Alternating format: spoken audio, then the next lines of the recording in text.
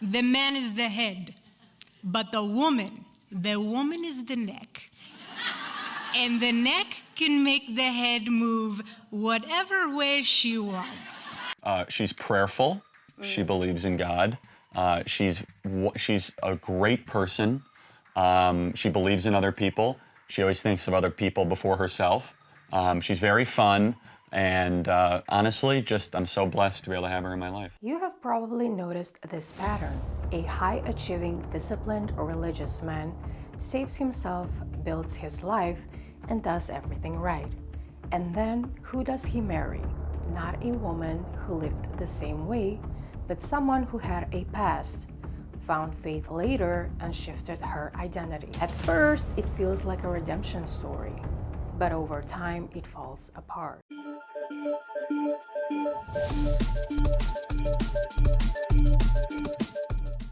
Hi everyone, welcome back to my channel. My name is Monica and I'm from the Balkans. And today we're gonna talk about the reasons why men like Charlie end up with women like Erika. And as I've explained in my intro, by men like Charlie, I mean high-achieving, disciplined, religious men who didn't have many girls before meeting their spouse, didn't have much experience, and often they end up with women with a past who have found faith later. Without any further ado, let's explain why men like Charlie attract and end up with women like Erika. First, the opposites attract myth is still messing people up. A lot of these men believe they are choosing something complementary, not incompatible. But research is very clear. People do not actually thrive with opposites. Across millions of couples, the strongest predictor of long-term success is similarity, especially in values, lifestyle, and worldview.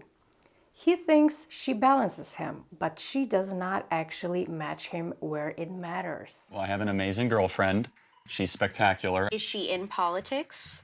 Not really, no. What can you tell us about her? She's what beautiful. Would you be willing? She's reverent. She's a reverend? I didn't know this about her. She's reverent. Oh. I was like, wait, this is new. I don't know if we'll want to keep that or not. Oh, you better keep it. You better keep it. Okay, she's reverent. So what's an example? What do you mean? She's prayerful. She believes in God. She's a great person. She believes in other people. She always thinks of other people before herself. She's very fun. And honestly, I'm so blessed to be able to have her in my life. Before I met you, when I went previously was with my mom on a pilgrimage. And the whole time I was there, I was praying for my future husband. Didn't know it was you, and we were both in Israel at the same time. But anytime I could find a place to put a little piece of paper of a prayer in a hole in a wall, that was me. And that was me praying for you, and then I got to go back with you was surreal. How would you wait well for a spouse? First of all, this is more of like a health standpoint. Get your blood work done every 6 months. Don't have sex before you get married. Don't have sex before you get married. Really be intentional about growing down before you grow up and out, meaning make sure that your heart is so rooted in Christ. Make sure that you're reading the Bible every single day. Make sure that you're in a position where you're living your life that he has to seek God in order to even be able to touch the slightest bit of your heart, and make sure that you are taking good care of yourself. Again, don't dress well. You're not going to attract someone if you're not looking your best. Not saying you have to look like you're on a red carpet every single day, but take care of yourself. If you can't afford to get your nails and hair done, that's fine. There's still ways to make yourself look like you care about. I'm not saying from a prideful standpoint, but be grateful that God gave you the body he gave you. Be grateful that you're healthy. If you're not healthy, that you have doctors in your life to help get you there. Just constantly be grateful. There's always something to be grateful for, and just find a way to be able to get yourself in the proper mindset and headspace of knowing that you are so intentional about this time and you're in a stream of significance rather than focusing on what everyone else has, and you are in a position where when and if the man has sought you out and he will tell you, I am intentional about this, I'm not trying to beat around the bush, I want to date you and I want to marry you. When it's that type of guy, you will know and you'll be ready. You won't say, oh, I don't know about this. Like, you will be prepared. Just take care of yourself. Second, men like this are wired to believe they can lead or fix the woman. They are disciplined, they build things, and they improve everything around them. So when they meet a woman who says she has changed, they do not just see her, they see potential.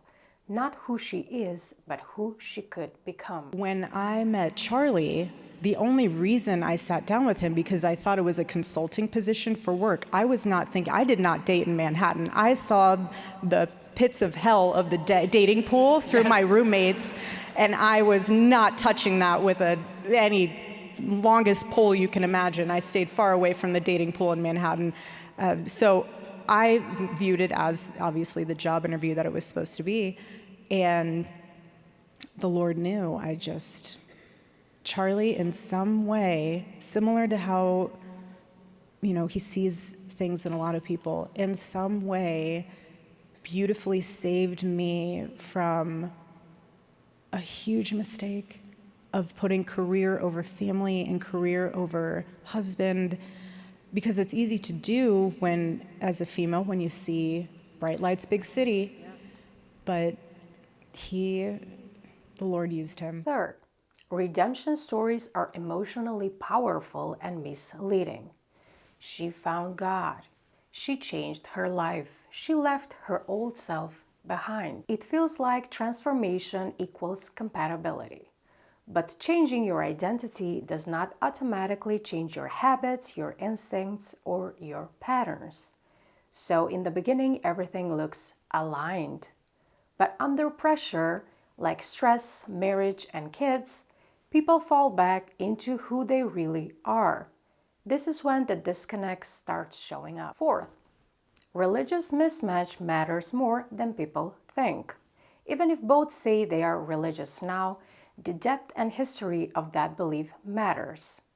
Couples who are aligned not just in belief, but in how they have lived it, have significantly stronger and more stable marriages. It is not just, do you believe in God? It is, did you live the same way and do you still live the same way? Charlie, do you think people should wait until marriage to have? Ideally, of course, yes. But I'm not here to judge people. Did you wait till marriage? Yes, Really? it's the greatest decision of my life. Wow. I would not be able. Imagine you waited till marriage and you find out they have a I had small- other. Let's play the other side of it. Imagine going into the bedroom on your marriage night and knowing that you both have each other for the first time. You never had to Yeah. share that human being. Give them a cleavage. People want cleavage. Showcase it. Sex sells, babe. Sex sells. That's me. That's against our religion. It's not. It's within the confines of marriage. And I don't know who needs to hear this, but please stop having sex outside of the confines of marriage. Fifth, people do not choose what is best for them, they choose what feels exciting.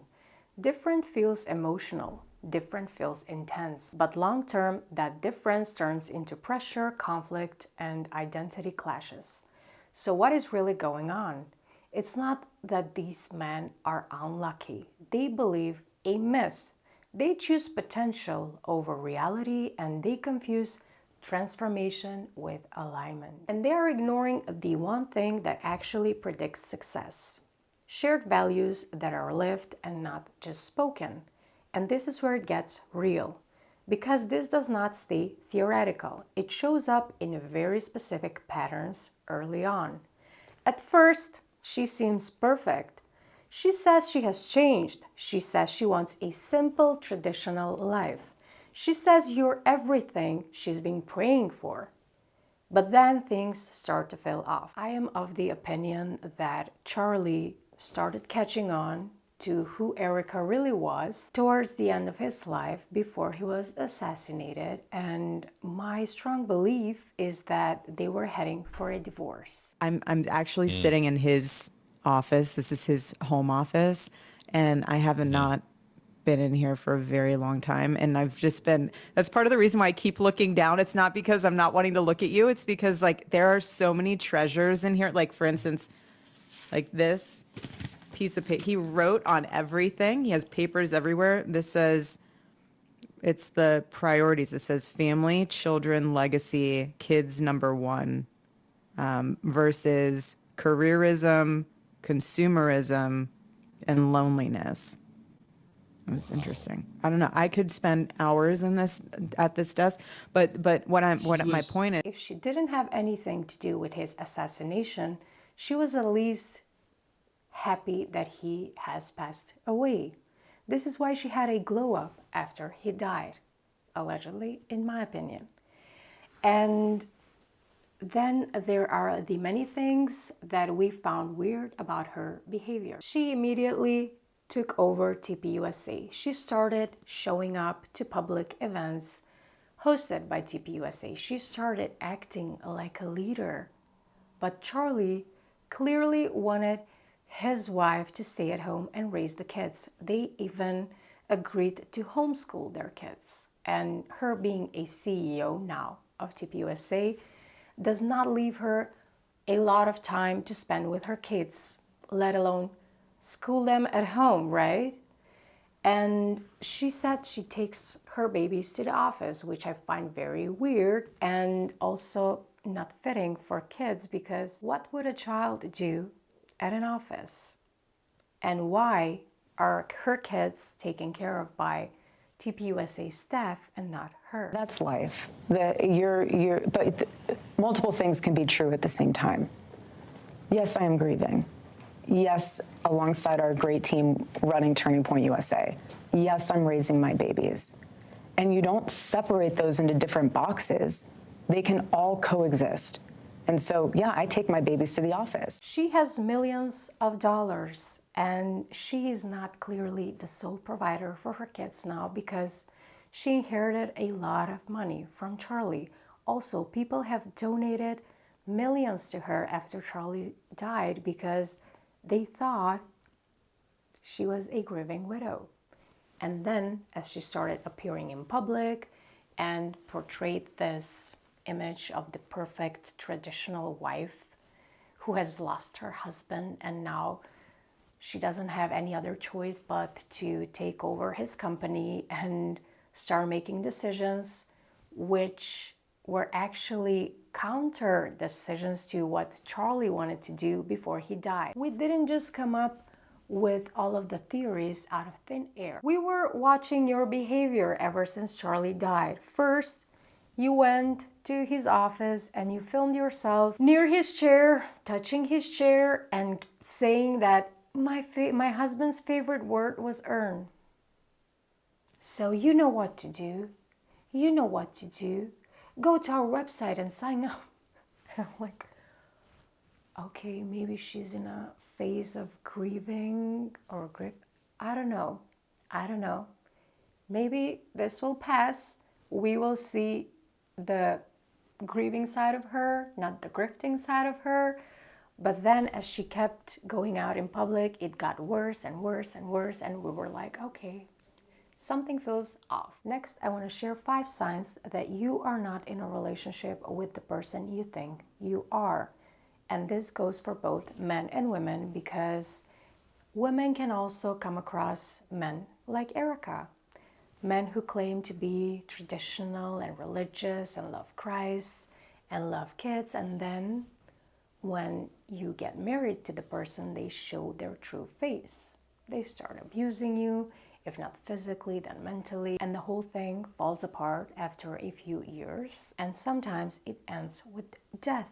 So here are 5 signs that you are not with who you think you are. First, your partner love bombs you early.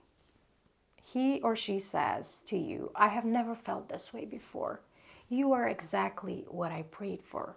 He or she is talking about marriage way too soon, and everything feels incredible, almost too good to be true. That kind of intensity is not built on anything real yet. It is a fast emotional attachment without a foundation. And if it feels rushed, It usually is. Second, their identity changed overnight. They went from one lifestyle to the complete opposite instantly. From one set of beliefs to fully aligning with yours. From one life path to a totally different one. People can change. I am a firm believer in people being able to transform themselves, but that change usually takes time. And it's slow, it's consistent, and it's tested over time. And when it is sudden, it's usually adaptation and not transformation. The person you're dating has not become someone new. They've become someone who fits your lifestyle. Third, your partner mirrors everything you say. This happened to Charlie a lot. Erika was just repeating his talking points, and she still does that today. At first, it feels like perfect compatibility. Same opinions, same values, same vision. But if you look closer, you will see that they are not actually expressing their real thoughts, but just agreeing with you. Real compatibility is not someone copying you. It is someone standing on their own and still matching you. Fourth, they talk about their past, but they never really process it. They say they have changed, they say their old life is behind them, but there is no real reflection, no accountability, and no depth.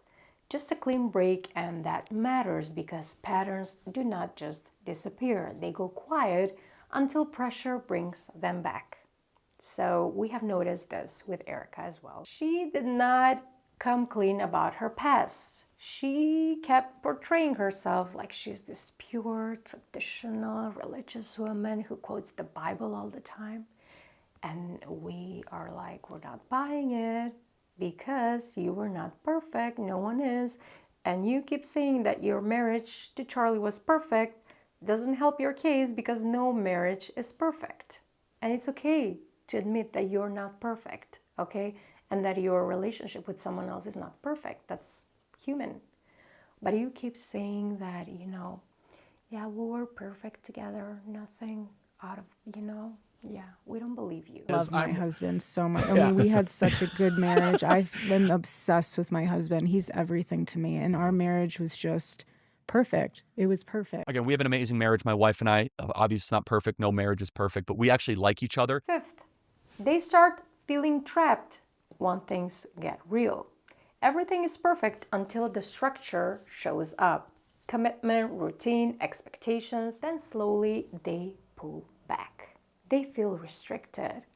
They start questioning the life they said they wanted.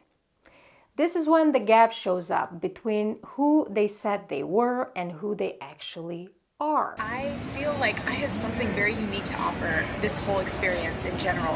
Like I said, I'm very coachable, I'm very trainable, and I'm the type of person that I don't need all the time in the world to get ready. If you say you got to be on a plane in a half hour and you have to pack your stuff and go, I'm on it. I'm kind of like a gypsy. I don't mind living out of a suitcase. I'm used to it, and that's something that I'm okay with. So traveling, I love it. I'm all for it. I'm up for anything. Women's natural desire is to rule over man. A wise husband will listen to a wise wife.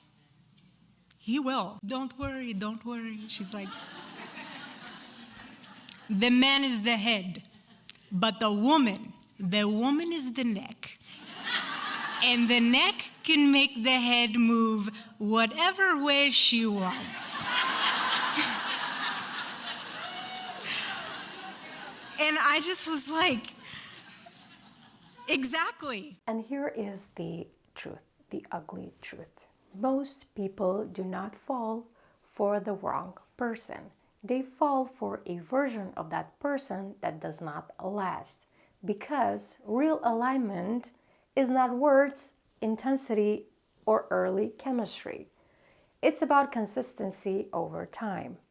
Do not commit to who they say they are and watch who they are when things get real. This is why Charlie said to really know someone, you have to travel with them, and I agree. But also, I think that you should live together with someone before you get married, because Yes, you're not married when you're living together, but you can still learn a lot from being with someone 24/7. In my personal opinion, I think that both men and women end up with people like these because they think they can fix them. There's no fixing them. They should fix themselves, okay?